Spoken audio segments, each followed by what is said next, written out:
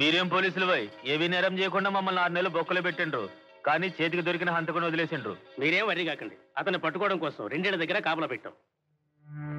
అమ్మో అమ్మో అమ్మో, పులిబెసం ఎంత కుట్రపన్నాడు, మన ప్లాన్ మరకే తిప్పికొట్టాడు. సత్యం, మోహన నీలాంబరి కంగారు పడుతుంటారు. ఎలాగైనా వాళ్ళిద్దరిని వెంకటేశ్వర స్వామి గుడి దగ్గరకు వచ్చి ఏర్పాటు చేయి. ముందు జరిగిన విషయం వాళ్ళకి చెప్పి తర్వాత దుర్మార్గుల సంగతి తెలుస్తాను. అలాగే, నువ్వు మాత్రం జాగ్రత్త. ఏమిటి సత్యుడు చెప్పేది? అమ్మా, నా మాట నమ్మమ్మా. మీ ఆయనకి ఏమీ ప్రమాదం జరగలేదు, లక్షణంగా ఉన్నాడు. వెంకటేశ్వర గుడి దగ్గరకు వస్తే ఆయన అన్ని వివరంగా చెప్తాడు. వెళ్ళమ్మా. సత్య గారు మీరు చెప్పేది? అమ్మా, మీ ఆయన ఏ నేరం చేయలేదమ్మా. ఇదెవరో దుర్మార్గులు పనిన కుట్ర. నీకేం భయం లేదు. వెంటనే వెంకటేశ్వర గుడి దగ్గరికి వస్తే ఆయన అన్ని వివరంగా చెప్తాడు.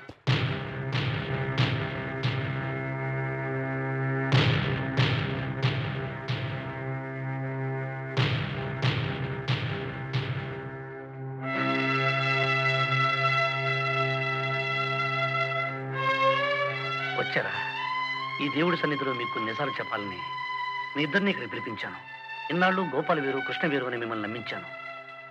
ఎలాంటి పరిస్థితుల్లో నేను ఆ పని చేయాల్సి వచ్చిందో ఇప్పుడు చెప్తున్నాను. ఇద్దరు ఆడవాళ్ళు ఒక చోట చచ్చి వీడి ముసలి పన్నీరు కరుస్తున్నట్టున్నాడు. పెదరెడ్డి, వీళ్ళ ముగ్గురు ఒకటైతే మనం షేక్ అయిపోతాం. మీరేం ఫికర్ చేయొద్దు. ఆడి పెళ్ళాలని ఎత్తుగా పోదాం. ఆడు 25 లక్షలు ఇచ్చిండా సరే సరే, లేకపోతే ఆడి పెళ్ళాలని టుకడాలు చేసి ఆడికి పార్సిల్ పంపిస్తాం. ఆ పరిస్థితుల్లో దైవికంగా నువ్వు నాకు భార్యవయ్యావు.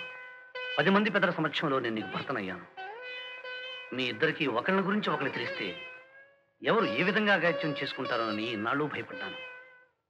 అందుకే నిజాన్ని ఇన్నాళ్ళు దాచాను. ఇప్పుడు చెప్పండి, ఎవరో పనిన కుట్ర వల్ల చెయ్యని నేరానికి నేను హంతకునయ్యాను.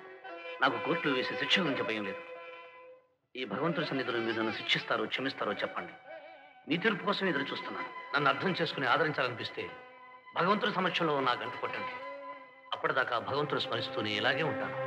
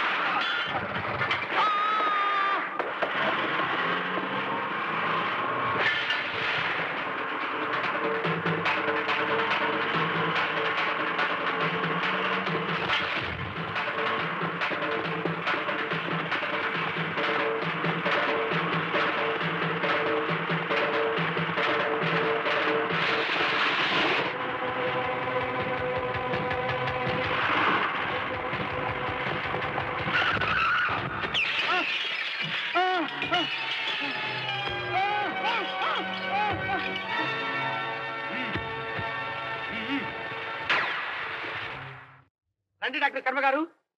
ఎక్కడ? ఇటు ఇటు. ఇద్దరు ఆడవాళ్ళకి దెబ్బలు తగిలాయి, మీరే రక్షించాలి. రండి శర్మ గారు. శర్మనా కర్మ, అందరూ దెబ్బతిన్న ఆడవాళ్ళే దొరుకుతారు. రండి కర్మ గారు. రండి బాబు.